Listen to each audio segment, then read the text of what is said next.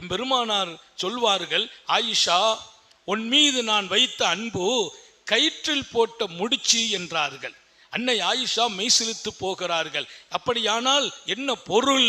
கயிற்றில் முடிச்சு போட்டால் நாளுக்கு நாள் அது இறுகும், அதுபோல் உன் மீது நான் கொண்ட அன்பு நாளுக்கு நாள் அது முடிச்சு எப்படி பலமாகிறதோ அதுபோல் அந்த அன்பு நாளுக்கு நாள் கூடும். அல்லாஹ் சொன்னான், உங்கள் 2 பேருக்கு மத்தியில் அன்பையும் கருணையையும் அல்லாஹ் ஏற்படுத்தினான். ஒரு மனைவிக்கு கணவன் மீது அன்பை, கணவனுக்கு மனைவியின் மீது அன்பை அல்லாஹ் ஏற்படுத்துகிறான். ஏன்? அன்புதான் இந்த வாழ்க்கை குலால போய் முடியாது, பஸ்குல போய் முடியாது, தலாக்குல போய் முடியாது. கணவனுக்கு மனைவி மீது அன்பில்லை என்றாலோ, மனைவிக்கு கணவன் மீது அன்பில்லை என்றாலோ இது விவாகரத்தாகத்தான் போய் முடியும். காரணம், அன்புதான் இந்த வாழ்க்கையை ஆளுகிற சக்தி.